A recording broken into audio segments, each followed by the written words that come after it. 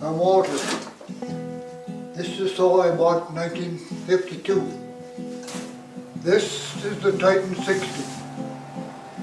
And this one, I think they called this one finally the Holiday, but that was one of their last ones. And this one also, I think is what it was called the Holiday. But that's also one of the last ones that they done. This one here is nearly all red. See, originally it was nearly all red. The tank, everything. But like you say, that's one of their last efforts. There was somewhere there's a strip here of yellow. I don't know why it's even there. You see, they made a difference. Even this whole handle here is like square. This one here is the handle. This one here, there's this here flat spot. They had like a half moon handle that screwed on there. But when I got my finger in there, I didn't even have that. You see, they've got a whole different fallen dog on there. These ones here, these old ones, all they ever had was, well, you can kind of see there that just a little spike. There's another little spike up here. That's all the fallen dog there was. But then they made this thing here, that clumsy looking thing.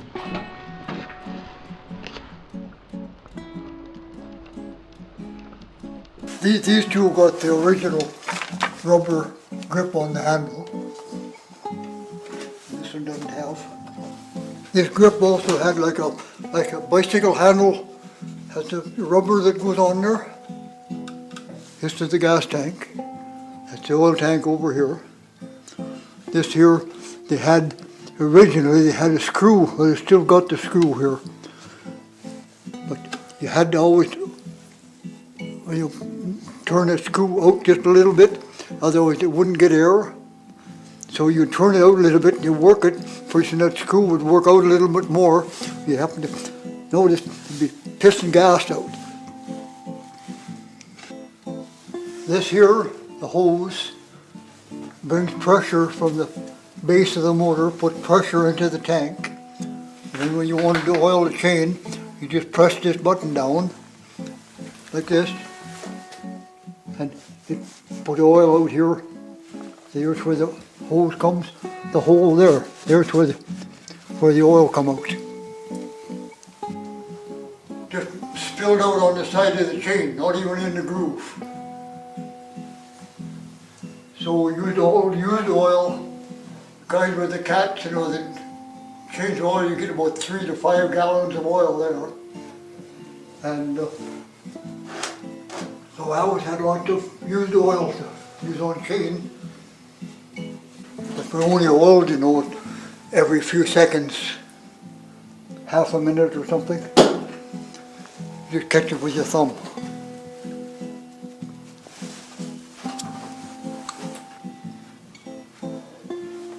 And your starter handle is here.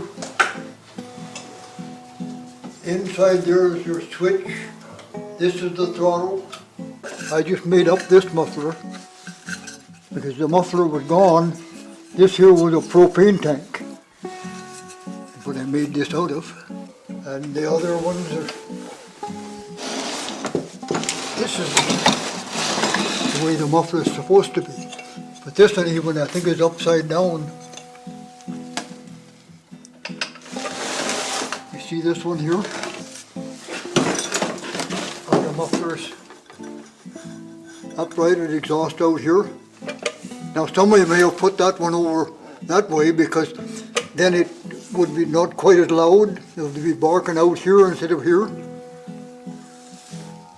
This is on, this is the switch here. This is your throttle. And when you wanted to choke this thing, all you done, tip it over like this here, because it's a float type carburetor, and it would flood a little bit, see? So when you get it until it dripped a little gas, and then get a hold of here and give her a pull and she's going. But this one here, still got the original knob, the stickly round knob like this. It was airplane cable. You know, the old airplane controls. That thing doesn't feel right exactly. That thing, when it was in good shape, even with a 26-inch bar on, you take it out here, you pull it up until it hit compression, and that would hold for 5 or 6 seconds before it would pull over. Would carry its own weight. This is how I used to do it. Yep. Give it this way, give it a little bit of a drop start. But I can't do it now. This one is on there, I'm not sure what it is. But I used to use a 26, but I had the 36 also. But this is the way I done it. Just give her a little bit. This is the transmission. This here part that turns, that is the transmission. All this here.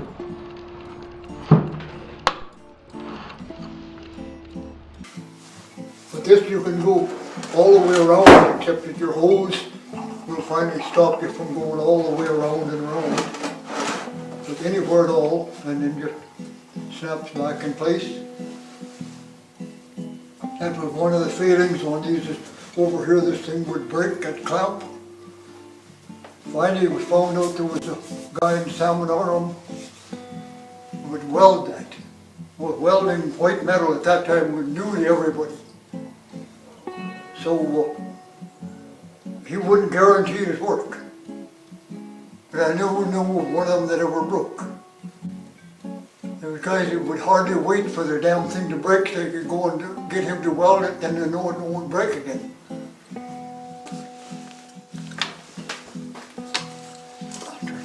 This way was for falling, or you could have wherever.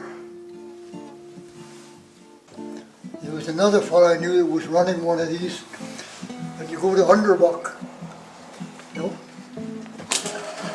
the Underbuck, you get underneath the log like this, and that guy had more black and blue legs, because he would get under there, and that thing would catch and hit him in the leg like this. So I right away learned you don't do that. You hold this thing so that if it kicks, it goes like this. Two things on that one that I don't like at all. This so-called air cleaner setup, I don't like that. The whole thing is, well, it's been knocking you in the nuts all day. And this handle here, why they made it square, I don't know. This one was round. And yet you can still get your hand in. It should have been a little bit bigger so you get your hand out further here, but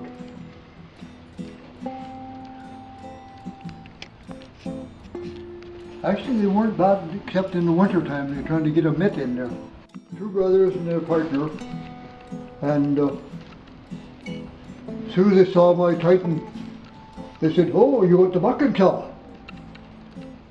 I said, "Well, I know it's the bucking saw, but it falls too." No, they said, "That's the bucking saw. Falling saw is a two-man saw." You know?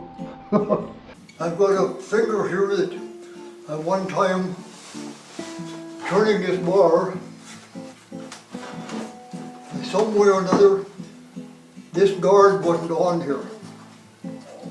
So your finger could get right in there. You got that finger down in there, and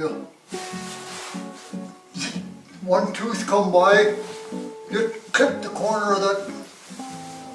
Didn't take too much of the finger off, but took a nail, and it never did grow back straight. And I always got that little notch in it. They were one of the better saws. A lot of people didn't like them because they said they looked so clumsy, but they weren't as clumsy as some of the others. So I thought, well, how in the hell am I going to file this chain, because I can't see it, so I had to get some way that I could see where I was going with the file. So I done this way. Then I do the other side of the chain this way, over here. And then, of course, when I first started out, the oil change you found at 45 degrees. Which this one feels like it's at least 35. Yeah, it's at least 35. That doesn't do video. Yes, it does.